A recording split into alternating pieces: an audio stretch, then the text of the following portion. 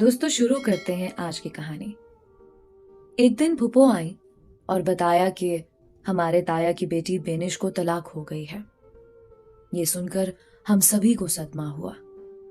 खास तौर पर भाई शम्स तो सकते में आ गए। बेनिश की शादी को एक हफ्ता ही तो गुजरा था, तभी मलाल के साथ हैरत भी थी। जिस लड़के से शादी हुई थी वो खूबरू खुशहाल था, घराना भी शरीफ था।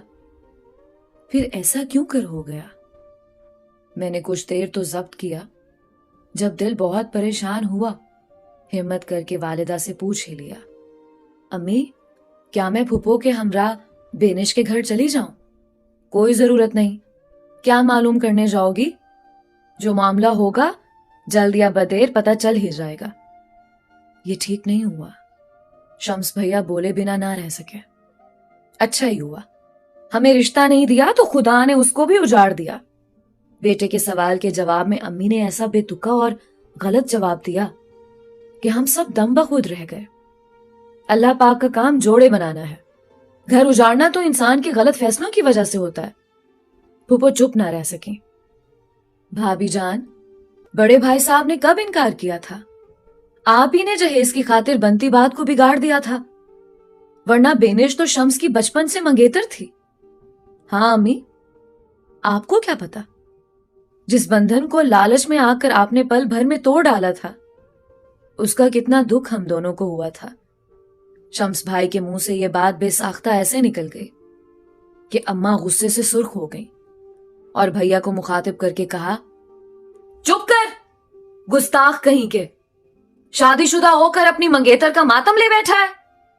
बीवी तो पहले ही रूठ कर मैके बैठी हुई है, ऊपर से तेरी ये बातें उसके कानों तक पहुंच गईं तो तेरा घर भी उजड़ जाएगा। वो तो उजड़ेगा ही।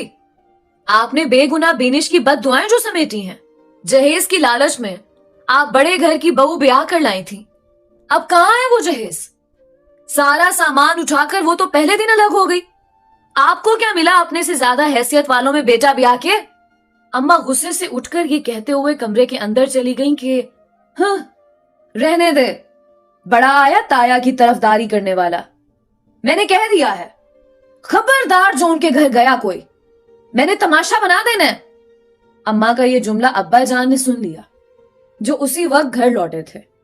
आते ही उन्होंने मुझसे कहा, बेटा तुम जरूर ताया अब्बा के घर हो आओ और जाकर मालूम करो कि क्यों हमारी बेनिश के साथ ऐसा वाकया हुआ है।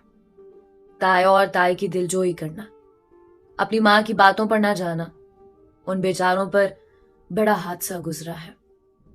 तुम्हारे ताया अबू मुझसे तो खफा हैं, मगर तुमसे नहीं। इसलिए तुम और अगर शम्स जाना चाहे तो उसको भी साथ लेकर जाना। अब्बा की हिदायत पर मैं फूफो के हमरा ताया अब्बा के घर चली गई, मगर वालिदा ने शम्स भाई को ना जाने दिया। उन्होंने कहा भी कि अम्मी, जो होना था हो गया। ताया हमारे दुश्मन तो नहीं जो हम उनकी गमगुसारी ना करें। अब्बा बोले, बेटा माँ की बातों पर ना जाओ, उन बेचारों पर बड़ा सान्या हुआ है। जी अब्बा जान, किसी वक्त मैं भी जाऊंगा, लेकिन उम्मीद है कि ताया अब्बू अब आपसे खफा नहीं होंगे। ताया के घर में कदम रखते ही मुझको एहसास हो गया कि फिजा सोगवार है और कोई ऐसा वाकया हो चुका है जिसने इस मकान के हर मकीन के दिल पर चुप की मोहरें सख्त कर दी हैं। मैं सीधी ताई अम्मी के पास चली गई। उन्होंने शफकत से मेरे सर पर हाथ फेरा और कहा, बैठो बेटी, इतने दिनों के बाद कैसे आना हुआ? तब मैंने डरते डरते उनसे पूछा, क्या ये सच है कि उन्होंने बेनिश को? मेरी बात पूरी होने से पहले ही बेनिश सामने आ गई और बोली, आपी, मुझसे पूछिए कि क्या हुआ है। फिर वो बताने लगी, मैं जिस रास्ते से कॉलेज आया करती थी, वहां एक लड़का मोटर बाइक पर हर रोज हमारे पीछे आया करता था। खालदा मेरी दोस्त का घर रास्ते में पड़ता था, तभी हम दोनों इकट्ठी कॉलेज से निकलती थी। हमें बहुत गुस्सा आता था जब हम उस लड़के को अपने पीछे आते देखती थी। मैं बुर्का ओढ़ती थी, जबकि खालदा बगैर बुर्का होती थी। उस लड़के का नाम हमें मालूम नहीं था। खालदा ने उसका लकब आवारा गर्द रख दिया था। जब वो पलट कर देखती तो कहती, बेनिश तेज चलो, वो कमबख्त फिर आ रहा है। वो आवारा दरअसल खालदा के पीछे आता था, क्योंकि उसकी तवज्जो मेरी सहेली ही की तरफ रहती थी। वो उसी पर ज्यादातर फिक्रे कसता रहता था। अगर वो काली चादर ओढ़े होती तो कहता, काले बादलों में चांद छुपा हुआ है, और अगर उसके कपड़े सफेद होते तो कहता कि हूरों का लिबास पहना हुआ है, कहीं तुम हूर तो नहीं हो। गर्स वो हर तरह से हमें जिज करने की कोशिश करता। वो अच्छे किरदार का नहीं था, क्योंकि बहुत वाहियात गाने अपनी पॉकेट टेप रिकॉर्ड में लगाए रखता था, मगर हम इस तरह जाहिर करती जैसे हम उसका कोई नोटिस ही नहीं ले रही। एक दिन उसने हद कर दी, मोटरसाइकिल खालदा के करीब रोककर उसको लिफ्ट की पेशकश की, और जब वो पीछे हटी तो उसके बहुत करीब मोटरसाइकिल लाने लगा। वो घबरा गई और उसके हाथ से किताबें गिर गईं। वो दौड़कर मेरे पीछे छुप गई। मुझे इतना गुस्सा आया कि मैंने खींचकर चप्पल उस आवारा के सर पर जड़ दी। इससे पहले कि वो कोई कार्रवाई करता, इधर उधर से लोग जमा होने लगे। अपनी पिटाई के डर से वो भाग खड़ा हुआ, मगर जाते जाते उसने झपट कर मेरा पर्स छीन लिया। और ये जा वो जा, मुझे पर्स का कोई दुख नहीं था, क्योंकि उसमें कुछ भी नहीं था। तालिब इल्मी के जमाने में पर्स में 2-4 रुपए ही होते हैं, या पेंसिल वगैरह। अलबत्ता उसमें मेरा शनाख्ती कार्ड था, जिस पर मेरा नाम और घर का पता लिखा हुआ था। बस उसी का मुझको धड़का था। उस हादसे के बाद वो दोबारा हमें दिखाई नहीं दिया, तो हमने समझ लिया कि वो डर गया है, अब हमको तंग ना करेगा। फाइनल ईयर के पेपर खत्म हुए तो मैं घर बैठ गई। उन दिनों यूं भी शम्स से रिश्ता टूट जाने पर मखमूम रहने लगी थी और खुद से ला ताल्लुक सी हो गई थी। रिश्ते आते थे, मगर मैं उनमें दिलचस्पी ना लेती थी। अम्मा कुछ बताने की कोशिश करती तो चिढ़कर कह देती कि जहां मर्जी ब्याह दे, मुझसे क्यों पूछती हैं। उन्हीं दिनों मेरे लिए एक रिश्ता आया। सुना कि बड़े अमीर लोग हैं, लड़का भी तालीम याफ्ता है। अम्मा ने हाँ कर दी। उन्होंने जल्द शादी की तारीख मांग ली। अब्बा ने बहुत रोका कि गैर लोग हैं, जल्द शादी गलत होती है, मगर वालिदा मजबूर थी, क्योंकि ये लोग जहेज नहीं ले रहे थे, सिर्फ लड़की को बहू के तौर पर रुखसत करके घर ले जाना चाह रहे थे। और अभी तो आपा भी बैठी थी, उनका रिश्ता नहीं हो रहा था। अम्मी ने सोचा एक बेटी का फर्ज अदा हो रहा है और अच्छा खुशहाल घराना है, अमीर लोग हैं, उनके तवस्सुत से बड़ी लड़की का रिश्ता भी किसी अच्छे घर में हो जाएगा। एक दिन मैंने आपा से पूछा भी था कि आपने लड़का देखा, कैसा है? वो बोली, बहुत अच्छा, दराज कद और खूबसूरत शक्लो सूरत का है, कहो तो तस्वीर मंगवा दूं। मगर मैंने मना कर दिया कि जब नसीब में यही है तो अब तस्वीर को क्या देखना, पहली मंगनी तो रास ना आई, अब जिससे भी शादी हो जाए क्या फर्क पड़ता है। जब अम्मा अब्बा बहन सभी ने देख लिया तो मैंने देखकर क्या करना है। लड़के ने भी तो मुझको देखने की बात ना की थी, अपने घर वालों की पसंद पर भरोसा कर लिया था। जब चची ने मंगनी बरकरार ना रखी तो मेरे वालिदैन ने कहीं तो मेरी शादी करनी थी। शादी के दिन मैं बेहिस बैठी थी, दिल कहीं था, दिमाग कहीं। जब वो कमरे में आया और उसने मेरा घूंघट उठाया तो मैं चौंक पड़ी। मुझे अपनी आंखों पर यकीन ना आ रहा था। ये तो वही आवारा था। उसने आते ही कहा, मोहतरमा, तुम्हारी चप्पल खाने के बाद कसम खाई थी कि इस एहसान का बदला जरूर दूंगा। जो चप्पल की मार से मुझ पर कर्ज हो गया था, उस कर्ज को उतारने के लिए तुम्हारी खोज लगाई और रिश्ता भेजा। ये खुशकिस्मती के रिश्ता कबूल हुआ और मुझको आज आपका वो एहसान उतारने का मौका मिल गया है।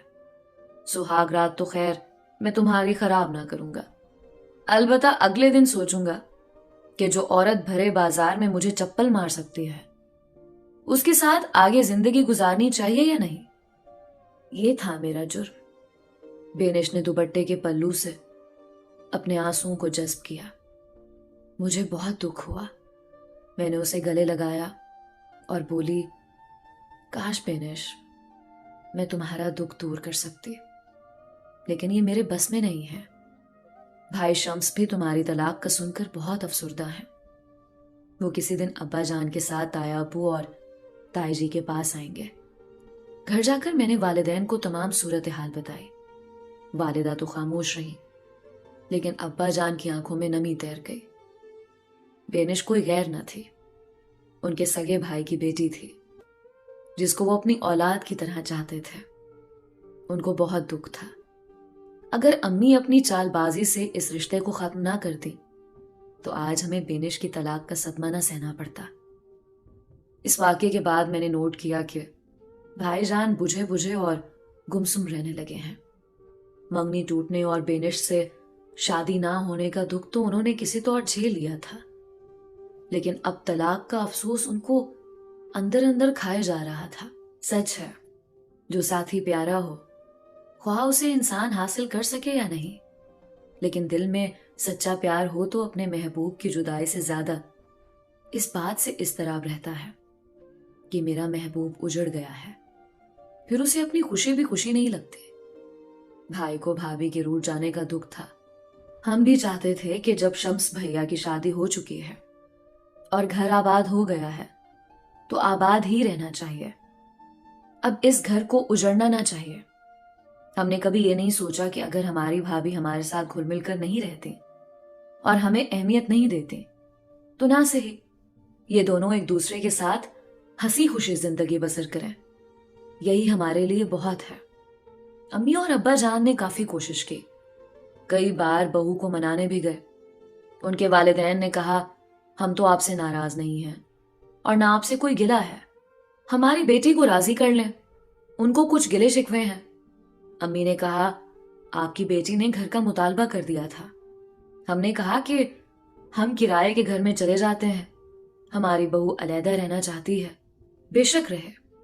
تب بھی بہو نے اعتراض کیا آپ لوگوں کا گھر میرے رہنے کے لائق نہیں، میں ایک عالیشان بنگلے سے آئی ہوں، تنگ گھر اور اتنے سارے لوگوں میں نہیں رہ سکتی۔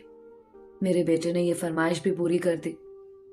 اب بھی آپ کی صاحبزادی خوش نہیں ہے تو بتائیے کیا کریں؟ بھابھی بولی مجھے آپ کے بیٹے سے شکایت ہے کہ وہ مجھے وہ سہولیات فراہم نہیں کرتے جن کی میں عادی ہوں۔ بیوی کو ہر طرح کا آرام پہنچانا تو شوہر کا فرض ہے۔ بیٹی نتاشا، جتنی اس کی تنخواہ ہے وہ اسی قدر آپ کو آرام پہنچا سکتا ہے۔ بنگلے میں رہنے کا کرایہ بھی وہ کس طرح ادا کرتا؟ تبھی دوسری فرمائشیں پوری نہیں ہو پاتی۔ میری کوئی بہت بڑی فرمائش نہیں ہے آنٹی، میں ہر ماہ زیورات کے سیٹ خریدنے کی تو ان سے فرمائش نہیں کرتی۔ ہر ماہ چند اچھے نئے برانڈ کے جوتے، جوڑے، پرس وغیرہ تو ہر بیوی ہی لیتی ہے۔ میں جس سوسائٹی میں رہتی ہوں اگر ان کی طرح بن ٹھن کر نہ جاؤں گی تو میری عزت خاک رہ جائے گی۔ اگر شمس میری یہ ساری جائز خواہشات پوری نہیں کر سکتے تھے تو کیوں کی تھی شادی؟ اپنے سے بڑے گھرانے میں آخر شادی کیوں کی؟ اپنے جیسے لوگوں میں شادی کرنا چاہیے تھی نا۔ اس کی مجرم میں ہوں بیٹی، میں نے اس کے لیے دلہن ڈھونڈی اور آپ لوگوں سے رشتہ ناتا جوڑا۔ آپ اچھے اخلاق والے تعلیم یافتہ لوگ تھے، خبر نہ تھی کہ آپ ہم کو حقیر سمجھیں گے۔ تب تو آپ کے والدین نے میرے بیٹے کا رشتہ پسند کر لیا اور ہاں کہہ دی تھی کہ وہ آفیسر ہے، انجینئر ہے، اس کا مستقبل روشن ہے۔ اب کیوں ہم آپ کے معیار کے نہیں رہے؟ انسان محنت کرتا ہے تو رفتہ رفتہ ترقی کر کے مستقبل بنا لیتا ہے، اس میں تھوڑا سا وقت تو لگتا ہے۔ یہ رفتہ رفتہ والا معاملہ آپ رہنے ہی دیجیے۔ جب اچھا کھانے پینے، سجنے سنورنے، سیر و تفریح سے لطف اندوز ہونے کی عمر ہو تو انسان کے پہلے کچھ نہ ہو، اور جب تک مستقبل شاندار ہوگا تب تک خواہشیں دم توڑ جائیں گی اور آرزوئیں ختم ہو جائیں گی۔ ہم ادھیڑ عمر ہو جائیں گے تو زندگی کا کیا لطف باقی رہ جاتا ہے؟ مجھے نہیں چاہیے یہ کچھوے کی چال جیسا شاندار مستقبل، مجھے بس طلاق چاہیے۔ نتاشا بھابھی کے اس مطالبے پر سبھی انگشت بدندہ رہ گئے۔ امی کے لالچ کا جواب بہو کی طرف سے بھی لالچ سے ملا، گویا جیسا بویا ویسا کاٹا۔ نتاشا کو اس کے ماں باپ نے بھی سمجھایا کیونکہ شمس بھائی کو وہ اچھا جانتے تھے اور ہم ایسے بھی گئے گزرے لوگ نہ تھے، خوشحال تھے، مکان اپنا تھا، کچھ زرعی زمین تھی، میرے بھائی تعلیم یافتہ اور پرسر روزگار تھے، آفیسر تھے، مگر چھوٹے آفیسر تھے، کیونکہ ابھی انہوں نے اپنے کیریئر کی ابتدا ہی کی تھی۔ بہرحال جب بات نہ بنی تو میرے والدین اپنا سا منہ لے کر گھر آ گئے۔ انہوں نے شمس کو بتا دیا کہ بہو کے والدین تو ٹھیک سوچ رکھتے ہیں، مگر نتاشا کی سوچ نئے زمانے کی ہے۔ وہ کوئی بات سننا اور سمجھنا نہیں چاہتے، اپنی خواہشات پل بھر میں پورا کر لینا چاہتی ہے۔ وہ چاہتی ہے کہ تم یہ مکان اور زرعی اراضی کو فروخت کر کے اس کے لیے شاندار گاڑی اور نیا گھر خرید کر اس کے نام کر دو، تبھی صلح ہو سکتی ہے۔ اگر تم کو یہ منظور ہے تو ٹھیک ہے، ہم سڑک پر آ جائیں گے تو بھی کوئی بات نہیں، تم بیوی کے خواب پورے کر کے اپنا گھر آباد کر لو۔ نہیں ابو، یہ مجھ سے نہیں ہو سکے گا۔ ماں باپ کو کرائے کے گھر میں رکھوں اور ان کے بڑھاپے کا ٹھکانہ ان کے سر کی چھت سے ان کو محروم کر دوں؟ یہ گھر میں نے تو نہیں بنایا، آپ نے اپنی محنت سے بنایا تھا۔ کیا اس لیے کہ آپ بہو کی خوشنودی کی خاطر بڑھاپے میں سڑک پر آ جائیں؟ ایسا نہیں ہوگا۔ مجھے نتاشا کی یہ شرطیں منظور نہیں ہیں۔ اگر میں آج اس کے یہ خواب پورے کر دوں گا تو کل وہ اور خواہشیں پوری کرنے کا تقاضا کرے گی، کیونکہ ایسے لوگوں کی خواہشوں کا کوئی کنارہ نہیں ہوتا۔ ان لوگوں کے ساتھ عمر بھر رہنا اور ان کو خوش کرنا آسان نہیں ہوتا۔ اب تو ہماری اماں بھی سکتے میں تھی کہ انجانے میں کیسا غلط فیصلہ کر بیٹھی تھی۔ بس نہ چاہتے ہوئے بھی بھائی جان نے نتاشا کو طلاق دے دی۔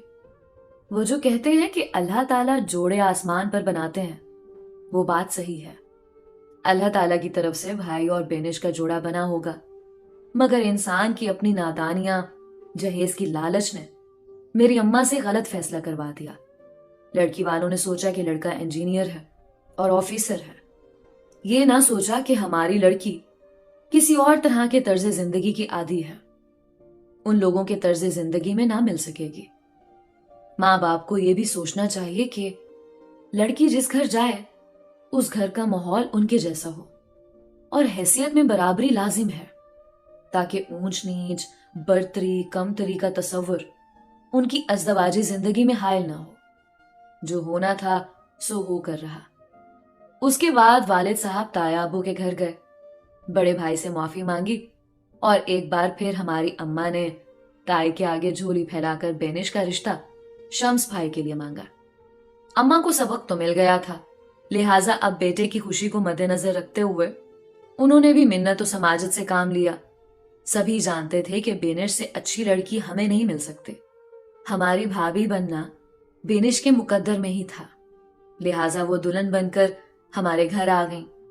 لیکن متعلقہ ہونے کے بعد ہم سب پھر بھی خوش تھے کہ ہمارے گھر کی خوشیاں لوٹ آئی تھیں اور ہمارے گھر کو ہیرے جیسی اچھی بہو مل گئی تھی۔ بینش میں ایسی خوبیاں ہیں کہ خدا ایسی بھابھی ہر کسی کو دے، آمین۔ دوستو، یہ تھی آج کی کہانی۔ امید کرتی ہوں کہ آپ کو بہت اچھی لگی ہوگی۔ اپنی رائے کا اظہار کامنٹس میں ضرور کیا کریں۔ ملتے ہیں ایک نئی کہانی کے ساتھ، تب تک کے لیے علیزہ لانے کے بعد۔